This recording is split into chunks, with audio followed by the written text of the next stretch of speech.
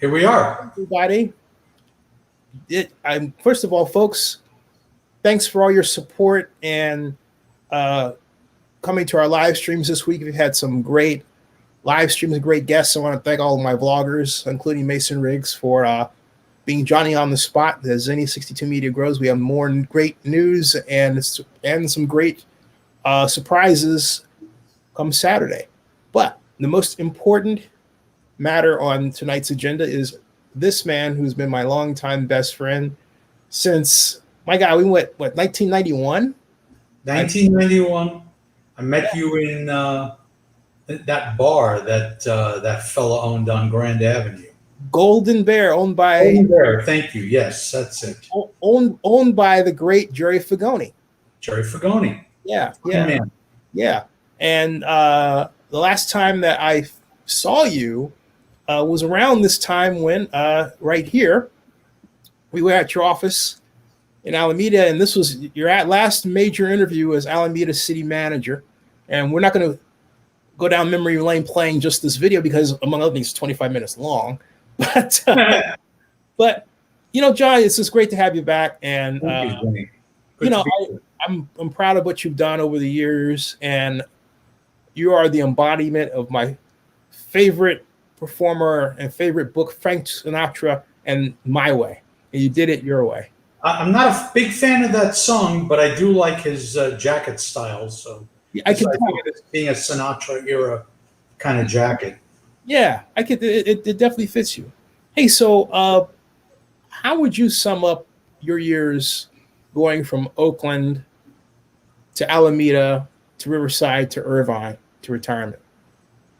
Well, all four of those cities are very different. Oakland is one of a kind. Alameda, smaller city, really kind of in the shadow of Oakland, but also defined itself in at least about 20% of that city, defined the city not by what it was, but by what it was not, which was Oakland, which was challenging and really kind of not so cool. But a really great city. Again, only about 75,000 people, though. Tremendous potential, but held back somewhat in a car culture, mid-century development so heavily built on the car. There's no highway through Alameda. And so when you're trying to recruit stores and cultural facilities, there's no freeway access to speak of, and that made it a big challenge. Riverside, very interesting place, should be a regional capital for the growing inland empire, inland Southern California. Has a UC campus. It's the county seat, 340,000 or so people and growing. But a city that is definitely in transition and at a point of inflection with a lot of the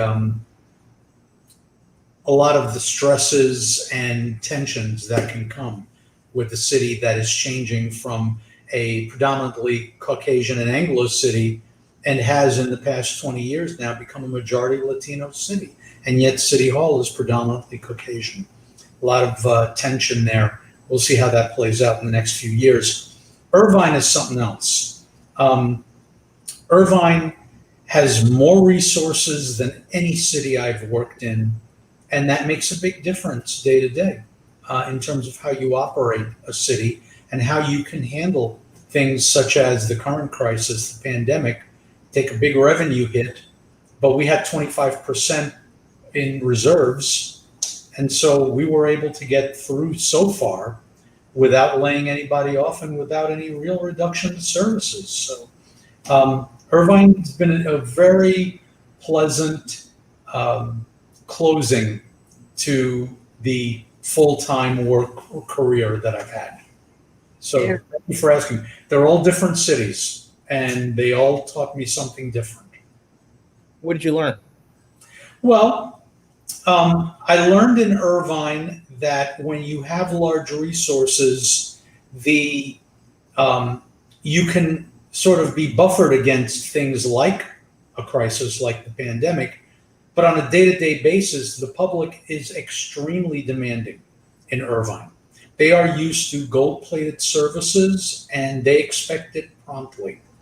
So that carries its own challenges with it, which is very different than being in a place like Oakland, where, as you know, I wasn't a city manager. I was a council member and then a city attorney. And as city attorney, I spent the strong majority of my time in the most challenging neighborhoods. And so what I had to learn in Irvine was some patience, because people could get really, really upset. I remember one fellow who came up to the microphone, and it seemed that the most important thing in his world was loud mufflers driving by a major intersection. And it's really hard not to say, dude, if that's your biggest concern, you are so privileged you don't even realize it. But you can't say that, because you're working there, and you do owe that person an answer to their legitimate question. I think what I learned there was people's perspective can really be adapted to greater or lesser circumstances, such that whether you're dealing with some real life and death issues like you would in a place like Oakland, or whether you're dealing with the loud mufflers, you're going to get equal emotion. And that's kind of mind-blowing for somebody who grew up, working class like I did. I thought once people got, really well set financially, that life would be a smooth ride. But I think what I've learned is people bring whatever their emotional basket is to their own circumstances. And it's an important lesson and a humbling lesson for me. The other cities, Riverside is an interesting city. Riverside has a number of narratives that it keeps going back to, that its elites keep going back to. And those narratives have served it very well over the years in general. But there came a point in which those narratives have now hold the city back from not what its future is, but what its present is, which is a fabulous multiracial city that the leadership doesn't really seem to want to be that. And yet that's what it is. And so there's a disconnect. Alameda, as I said, what I learned in Alameda. Yeah, go ahead. Sorry, go ahead. Oh, no. When you said Riverside Narratives, you mean a narrative like it being white controlled? Are you saying that there are people who are there who have maybe, when you say narratives, it begs a juicy question, Right. Well, no, it's not that juicy of an answer. I'm sorry. I'm sorry. No, by narratives, I'll give you an example. Recently, the city did a deal in which, this is about a year and a half ago, after I was gone. They did a deal which was basically a parking garage deal with a couple of hotels. And the way it's structured, it's highly unlikely those hotels will ever be built. And what you'll end up with is the city spending a lot of money to subsidize a large new parking garage. I'm not quibbling whether or not that garage was or was not a good idea. Separate question for another time. Do you really want to be building large parking garages, given the trend lines of how younger people are interacting with automobiles and transportation and the growth of the sharing economy? Put that aside. The quote in the newspaper from one of the top officials was, "We got this project because we are a world-class city." And I think it's really hard to improve a city and take a city down a road to better places if a large part of the city's opinion makers are not being realistic about what the departure point of that journey is. Riverside is a regional capital. It's a really nice place to live. I live in Riverside. I like Riverside. It's not a world-class city. Nobody is sitting at their kitchen table in Omaha thinking about their summer vacation and saying, "Do you want to go to Paris this year? Oh no, it's really kind of crowded. Well, how about if we go to London? Oh no, the food, it's just not good enough. I got it. Well, let's take our summer vacation in Riverside. No one's saying that. That's not a criticism of Riverside. It's just not who it is. So when you have the leadership saying in the newspapers to the public, it's a world-class city, most of the people who live here know, yeah, it's a nice place. And it's really nice. I've got to tell you, I keep inviting you down here to see it because it's a nice place to live. I'll get there. Yeah. But it's not, so that's what I mean by the stories they tell themselves. And it's important. Alameda had a little of that too, but Alameda being smack in the middle of the Bay Area had all kind of opportunities. Alameda is a really good place to live. Putting aside that 20% or so who really just want to, pull the bridges up at night and stop those people from Oakland coming over. 30%. I get the impression Alameda's, it's like the freaks are coming out during the day as opposed to the night. It's crazy. No, it's not. It's a loud group, as often happens. I'd say it's somewhere between 15 and 20%. Alameda's changing, as well, just as the entire world is, and for the better by and large. Does your experience cause you to look at your Oakland experience differently? Because I remember initially it seemed like you were going to run for mayor, and a number of people were just leaning in and waiting for you to say, I'm going to come back and run for mayor of Oakland, or I'm going to be city manager of Oakland. Mm-hmm. And I think I know the answer from another perspective, but I want your answer why that didn't come to pass, if it was ever going to come to pass. It was never going to. Look, there's no question, when you and I met in 1991, 30 years ago, when I was just coming off having moved to Oakland and within 18 months declaring my candidacy for city council, I was in my late 20s. I was, a guy in his late 20s who's ambitious. You're a little dumb too in that position. I certainly was. I had no idea what I was getting myself into. I kind of walked into town, and the impression I gave everybody, and I deserve the feedback, was, okay, yeah, Oakland's having tough times, but I'm here now. It's all going to be okay. Just vote me in, listen to me. It's going to be great. And of course, that's not true, and it's silly. And I was lucky that I didn't win the first time I ran when I was in my late 20s, because I would have been a disaster as a council member. I just didn't have the experience and the character to do it. But you're right. I had in my mind back then that, oh my God, I want to be the mayor of Oakland. Oakland's awesome. I love Oakland. I still love Oakland. But when I left, I was 20 years older, and I had kids who were reliant on me, as you know. And at that point, my life was very different. And it called for different things. I was drawn to different duties. And being a city manager was a way to achieve my desire to be the person who ran a city, but I was able to do it without compromising the time that I spent with Sam and Gabe, my sons. Soccer games, baseball games, basketball games, coaching them, helping them with their homework, doing the laundry, feeding them. My life was primarily, for quite a few years, completely centered on my sons. And I have no regrets for that. I don't for a minute say, gosh, would have been different. I could have been the mayor. Not at all. It really worked for me, and it worked for this family. So when I left to go to Alameda, I know a lot of people were saying, he's just leaving and then he's going to come back to run for mayor. And I said at the time, I'm never coming back. You never go back to someplace. I'm never coming back.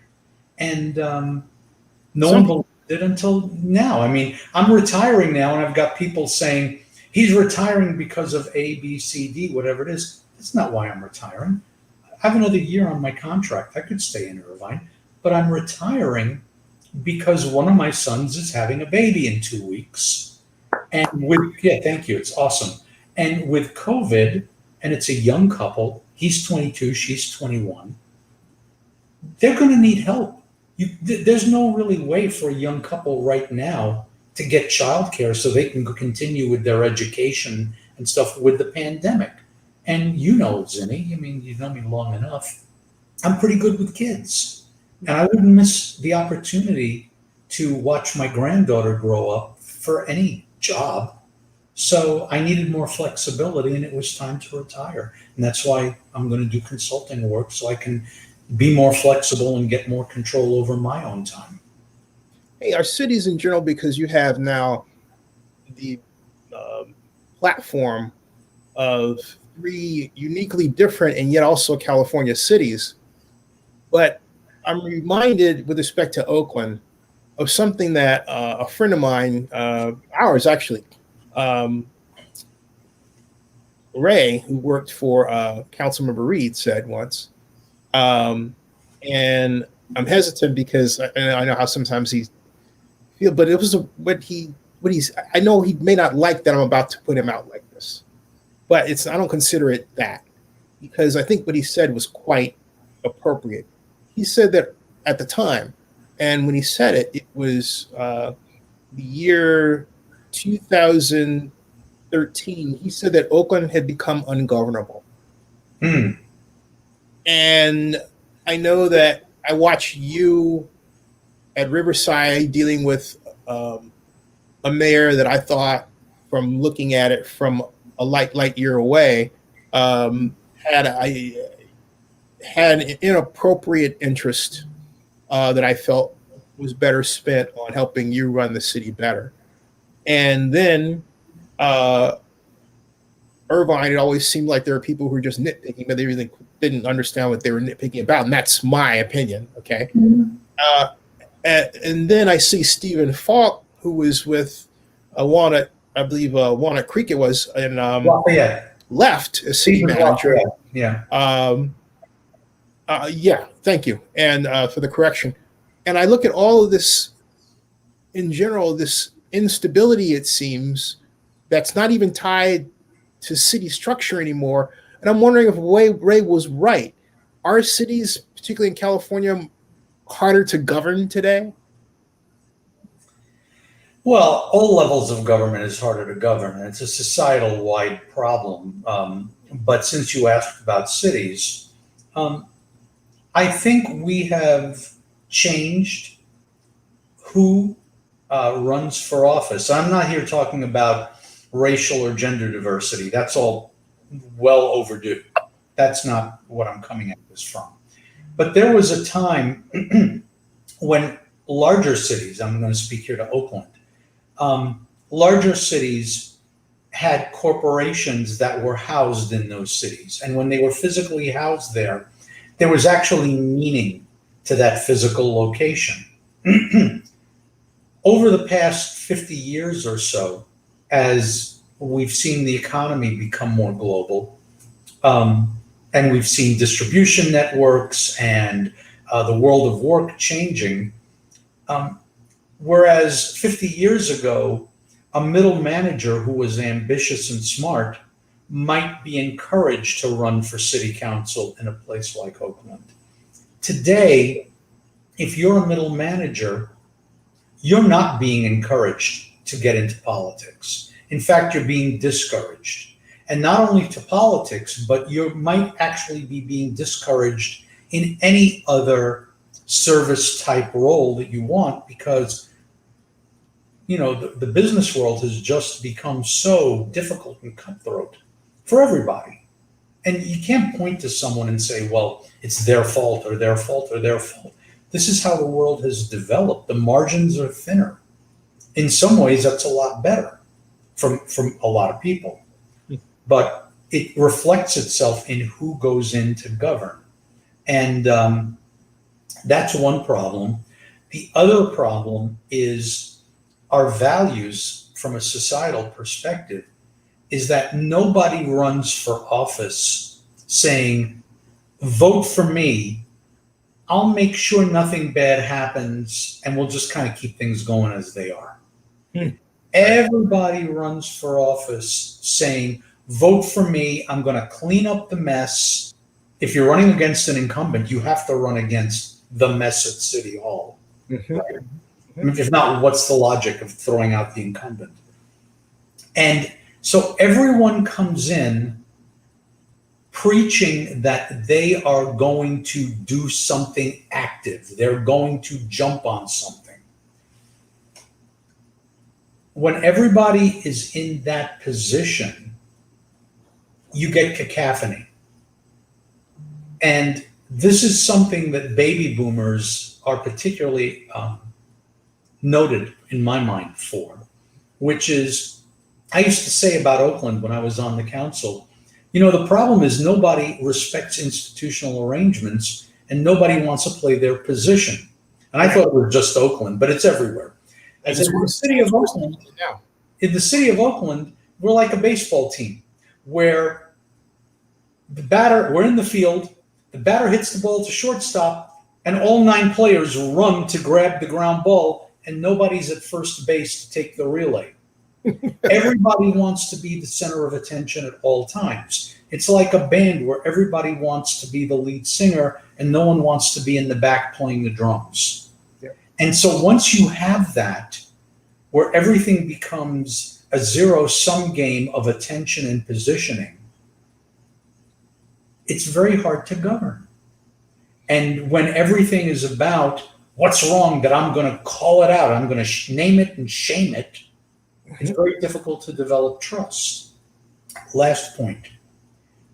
It's baked into the system a certain amount that elected officials are always looking at 2 to 4 year time horizons because that's when the next election is happening.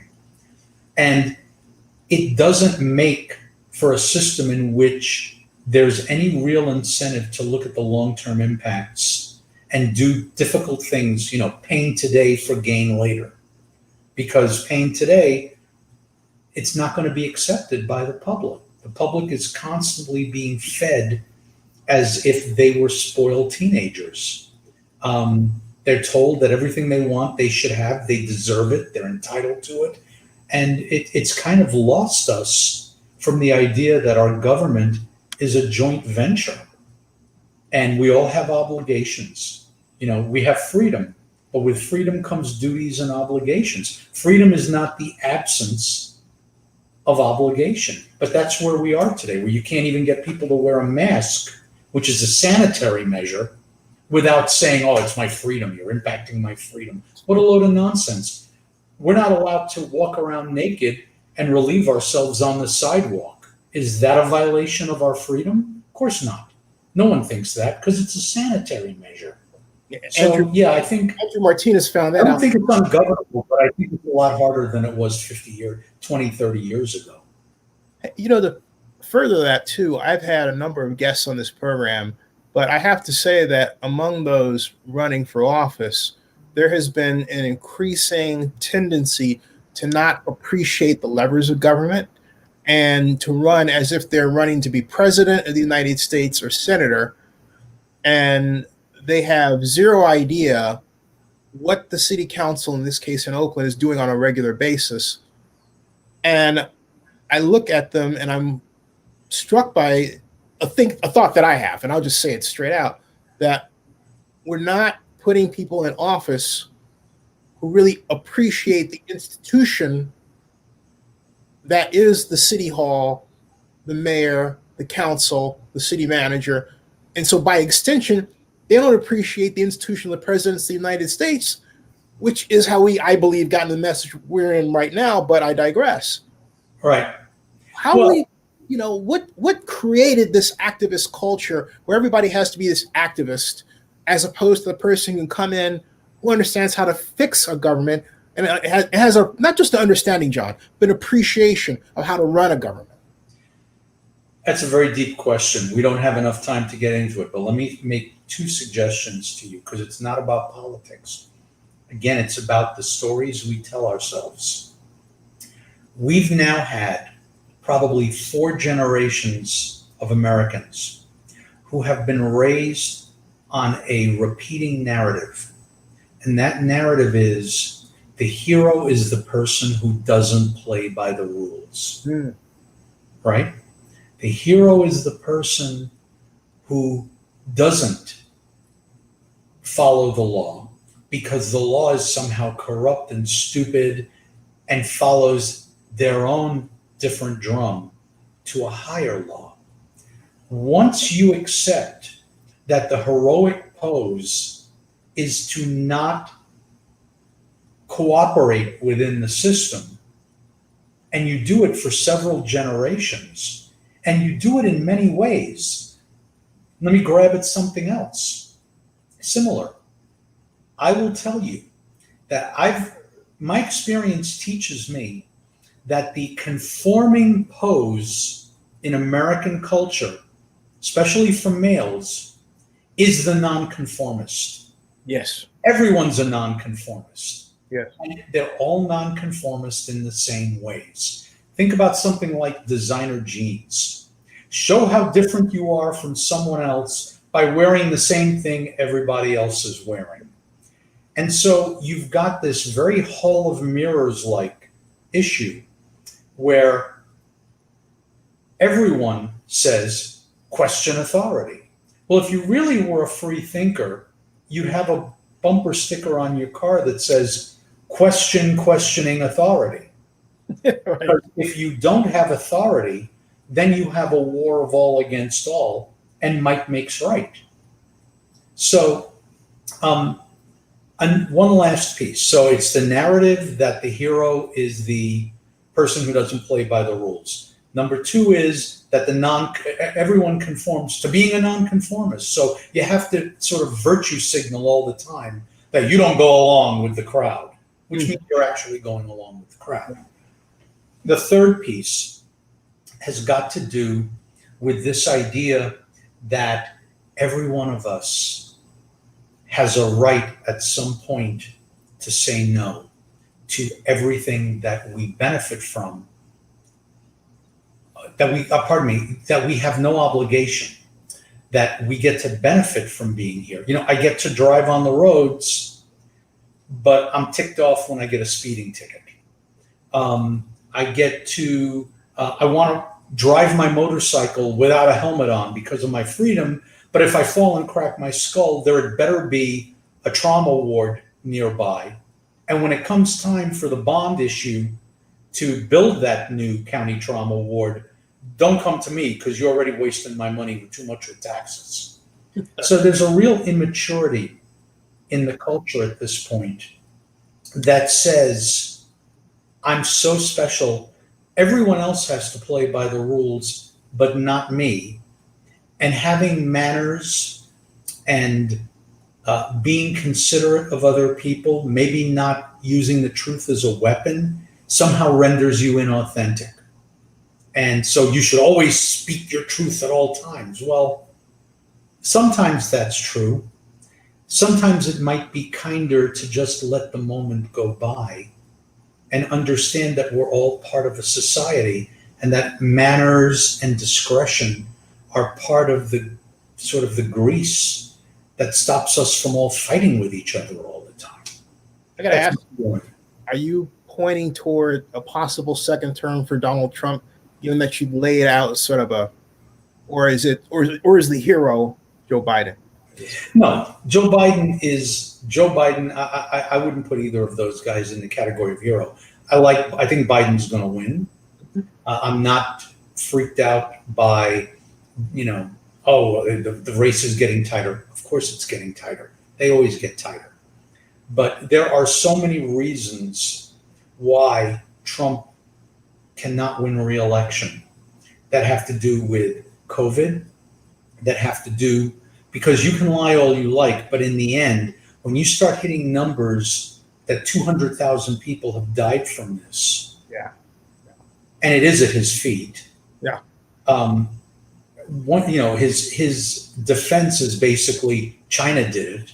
Okay, well, you believe that? I don't believe it, but okay, what are you doing about it? What have you done? I think they being his people, have made a critical error. Two, number one, they lowered expectations for Biden by trying to portray him as a doddering case of senility.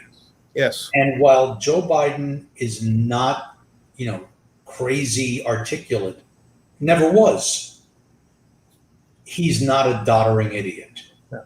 And so Zinni, you've been around politics enough. The expectations game matters. And so they've set the expectations so low for Biden that if he doesn't come out showing up with a mustard stain from a hot dog on his shirt and doesn't, go, blah, blah, blah, blah, blah, he's going to win. So that was one mistake one. And then mistake two is they're running Richard Nixon's 1968 Law and Order campaign.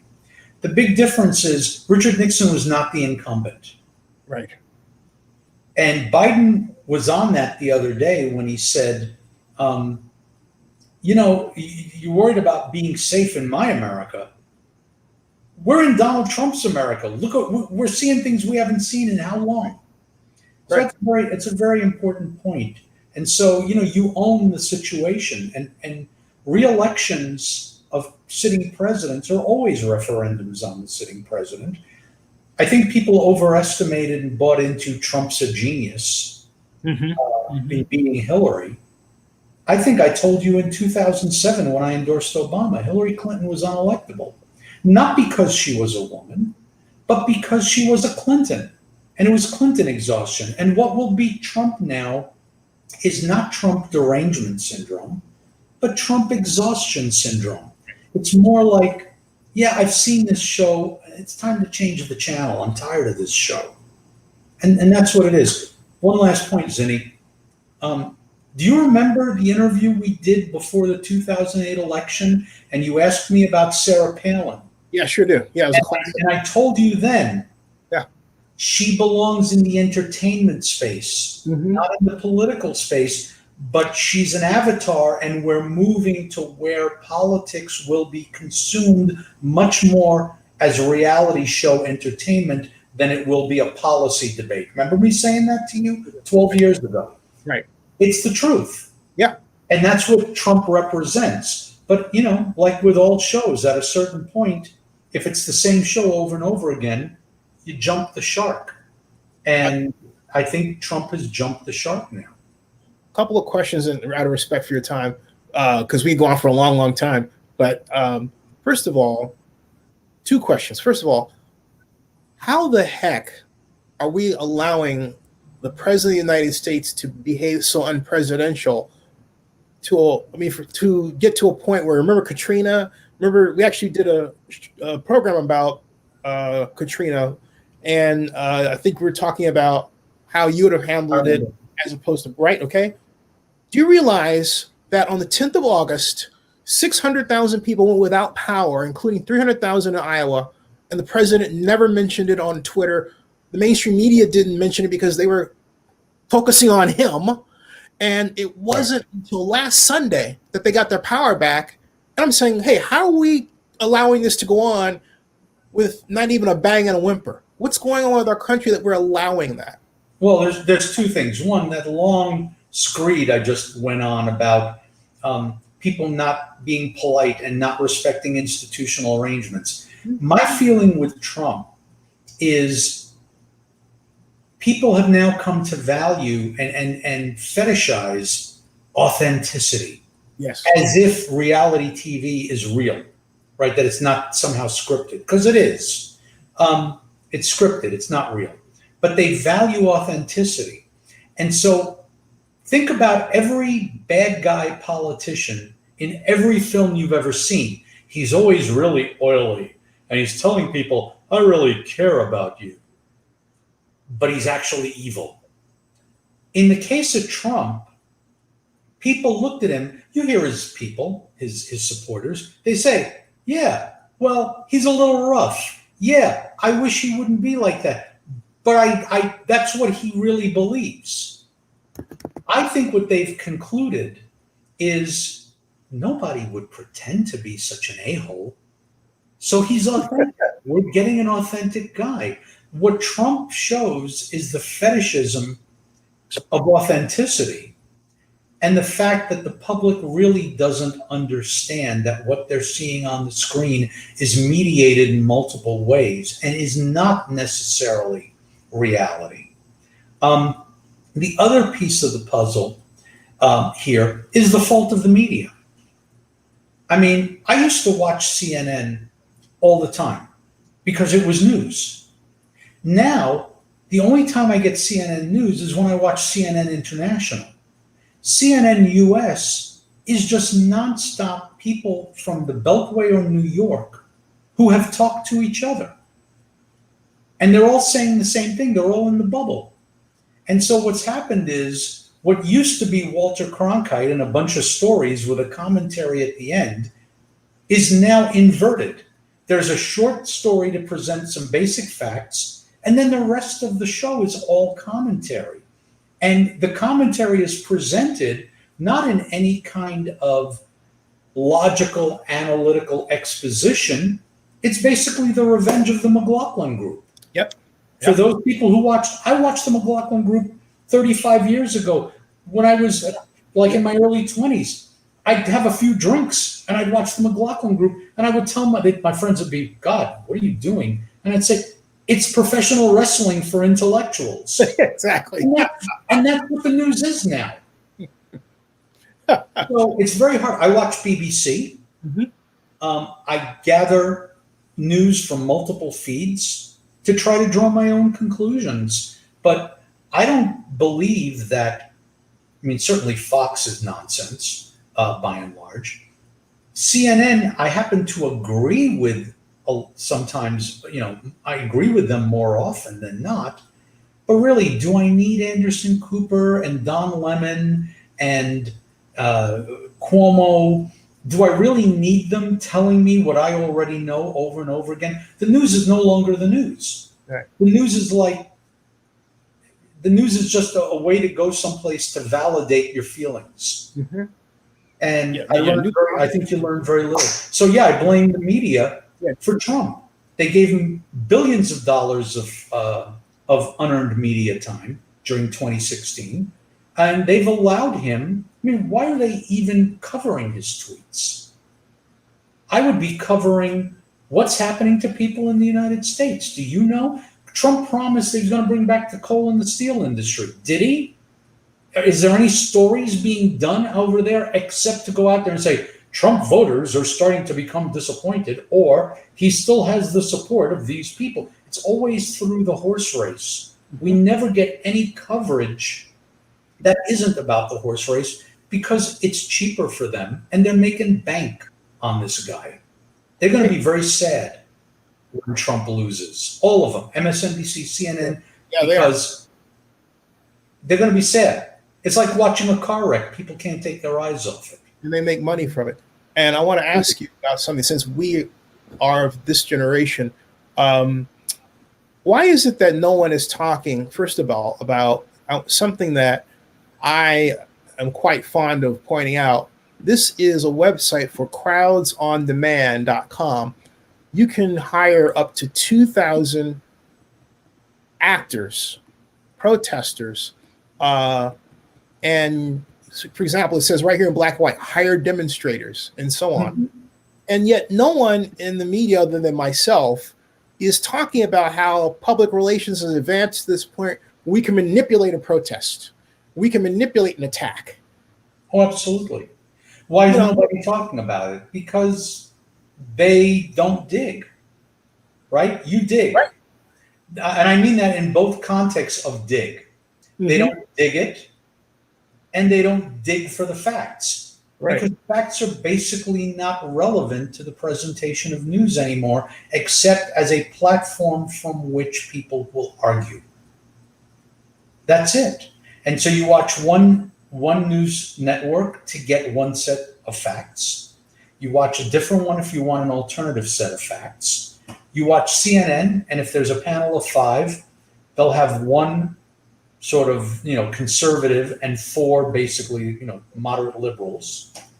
If you go to Fox, they'll have 4 right-wing people and they'll have 1 moderate liberal.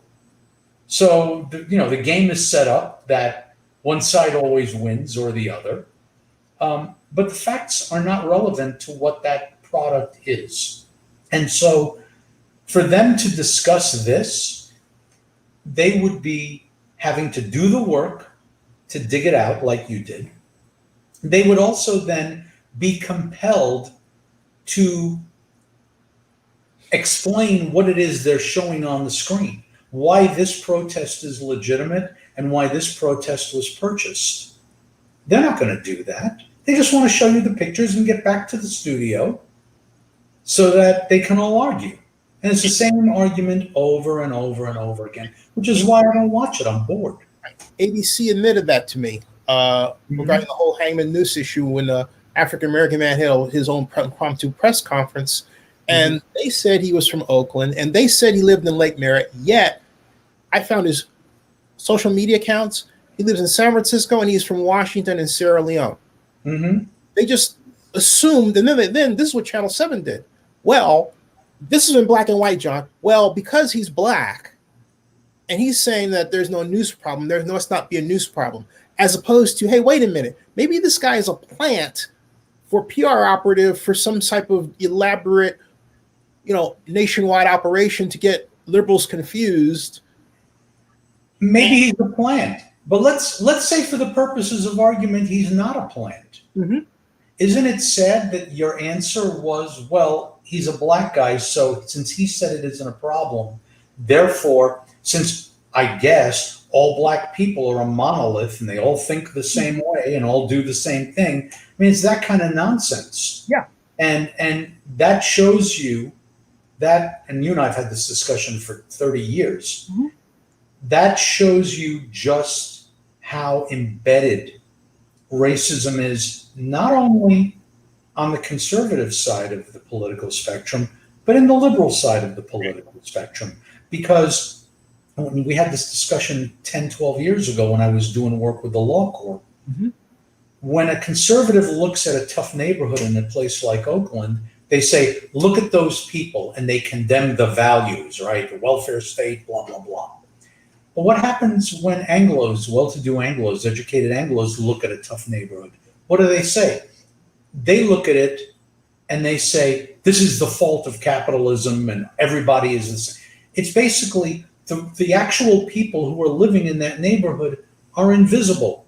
They're an object to be utilized in a brief, either pro-capitalism or anti-capitalism. And that's the definition. I'm sure you've read Ralph Ellison's Invisible Man. Ellison, when he wrote that in the 50s, said that the marking feature of racism is that the person who's the object of the racism is actually invisible to the dominant class. Yeah. And I think we're still there, unfortunately. I have friends half my age who I got after who would go to the Grand Lake to see a movie about James Baldwin, who lived when I was a kid in the 60s, and yet not ask me, as supposedly their older friend, what was life like for me as a black kid growing up in a fashion described by Harold Cruz in his book, The Crisis of the Negro Intellectual, back then. It's like, it doesn't matter. I'm thinking, what do they see? And it's like, what's crazy? Well, because with rare exception, people want to see the stereotype, and you don't fit the stereotype. And in fact, most African-American people don't fit the stereotype. That's because it's a white-based stereotype. So, we just have a long way to go. Now, some of what's happened in the last year or so is, I think, finally making some people take notice and realize that we still have a really deep problem to address. This fight is not over. It's not like, well, quote, when are they, which is always a real sign that someone's a racist, when are they going to get over it and realize that everything's okay now? Right? I mean, it's like, because it's not. Or you're making a ton of money. How dare you protest? Right. It's not, right. I mean, it's sad. But it also shows what happens when people don't open their eyes and mix with other people and see the common humanity. And if we did, I still believe that if we did, we'd see that, there may be different cultural expressions, but we all basically want the same thing. We all want security. We all want love. We all want the basics that we need. And again, there's variations on it, some of which have to do with the outcomes of generations and generations of racism, developing those differences. And some of it are just cultural differences, right? I mean, but you tell me a culture, show me the culture where you say, oh, they don't like food, right? It's like, oh, I'm Italian, I love food. Right? Show me the culture that doesn't love food. I mean, there may be one or two because they love, boozing it up more or something, right? But most all cultures, people want to be part of a family. They want to feel cared for. They want to feel that their lives matter, that their work matters. How are we? We're not that different. We're just not really different at all as I see it. But there have been now centuries of injustice that we continue to live with. And it's sad. But anyway. John, we could talk for a long, long time. Tell my viewers about Synchronicity. Oh, excuse me. Well, you see, it's Synchronicity, right? So it's my company. It's actually I filed all the paperwork, but I can't start working there until I technically finish with Irvine. So I finish with Irvine on next Tuesday, the 8th is my last day. I'm going to take 3 days off, 9th, 10th, and 11th, playing golf with Sam on the 9th, because the baby's coming, and who knows when he'll be able to do that again. Baby's here in the next 2 weeks. Yeah. The 10th, I'm doing all my medical tests that I've put off. Congrats, Sam.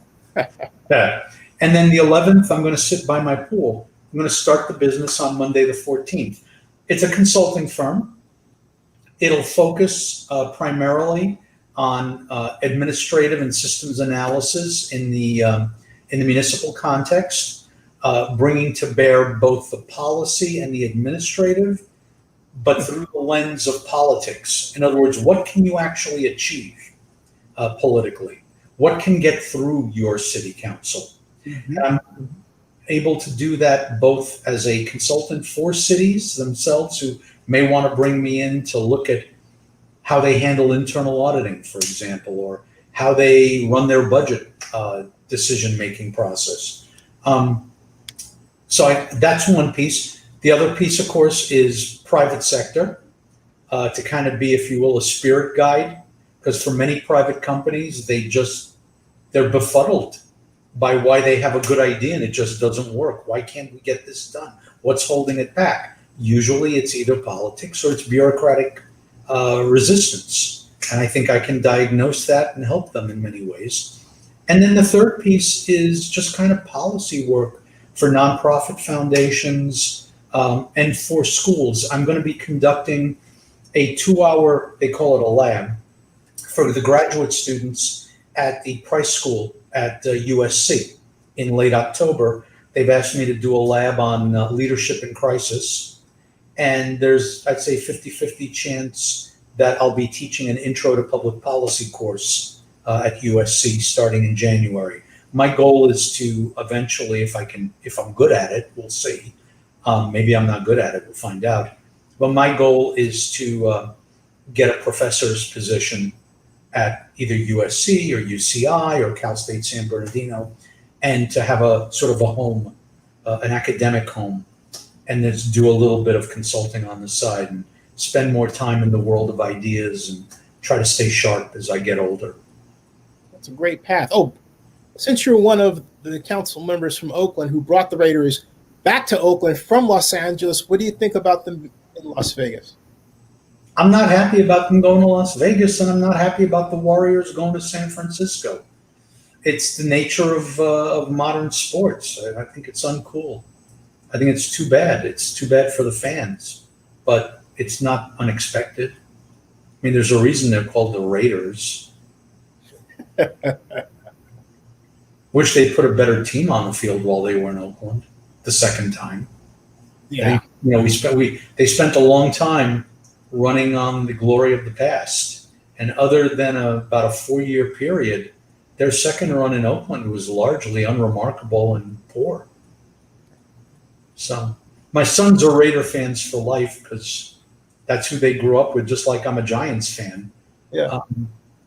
So, we're here now. We're actually closer to the Raiders' home stadium than we would be if they were still in Oakland. Yeah, that's true. So I actually think we might be at some games at some point after COVID, of course. Well, we'll have to connect because I'm planning to go to it, even though there may be Raider fans that are Las Vegas Raider fans that are critical of me and my stadium analysis. But hey, I don't care. Okay, that's fine. Like, Go anywhere. Yeah, I gotta have you back, man. You have more of these great exchanges because people need to hear, I think, your experience and viewpoint, and it's fun. It's fun to really take the whole of society. Like for example, John, you remember Soylent Green? Yeah, sure. Yeah, Of came course. on. Soylent Green is people. Right. Well, think about it. How come no one's talking about population control? We're talking about climate change, but how was it that we get to this whole business of climate change and no one, and I'm on a crusade to do this, talks about the need to control population growth? Because if you have zero emissions for people, you're still going to have a climate problem because there's too many of us. First of all, it's not a big issue in the industrialized world because birth rates have gone down in the industrialized world. And that's where most of the media is located. Mm-hmm. So when you look at birth rates in Japan, or you look at birth rates in Germany or Italy, birth rates are going down. When you look at birth rates among Anglo-Americans, the birth rates are going down. Yeah. So consequently, people think this problem's solved. And that's why you're not getting attention for it. Although you should take some heart that if you ask my sons, and I don't know where they got it from, it's curious, but if you ask my sons what they think the biggest problem is, they will identify the climate problem as an overpopulation problem. In their mind, those two things are completely linked. Mm-hmm. No, they are. Definitely. Yeah. Of course they are. But I think a lot of Americans think of the climate problem as being one that's related to automobiles and smokestack industries. And the climate problem is that, but it's derivative of the population problem, especially as places like India and China develop larger middle classes that are going to want those products. Yep. So what do you do? I don't know. I have an answer, but I'll save it for the next time you come back. I keep looking down at you, and that's why to the people who are watching this, it's probably bizarre that I keep looking down because I'm looking at you. It's hard to talk to you while I'm not looking at you and I'm looking at this camera. I got to get used to this. Yeah, see, I mastered the task of looking at the dot, on my Mac, and then your head is in the front. It's in my peripheral vision, and so I feel like I keep in my mind that I'm talking with you. The spot. Right. And I got to work on it. I'm not as experienced with this as you are, Zen. I got to work on it because I keep looking at you when you're talking to me. All right, that's just silly stuff. Anyway, what's your website of your company, by the way? SynchronicityAssociates.com. All right. Hey, stick around. It's spelled out. SynchronicityAssociates.com. Hey, stick around in the back room for a second. Hey, everybody, we'll be back. Cam Newton is now the starter for the New England Patriots. I told you. So we'll have a show tomorrow night. But I want to again thank my longtime friend, John Russo, and I'm going to have him on again for more fun conversations. Maybe we'll resurrect the McLaughlin group. That'd be fun. You got it. Let's do it. Get a couple of other people. Let's do it. You can say something like, question 1, and then we all say something, and at the end you say, you're all wrong. I'm right. Issue 2. Yeah. Yes, and I got it down because I got it, Rock. Right. All right. All right. Thanks, Jenny.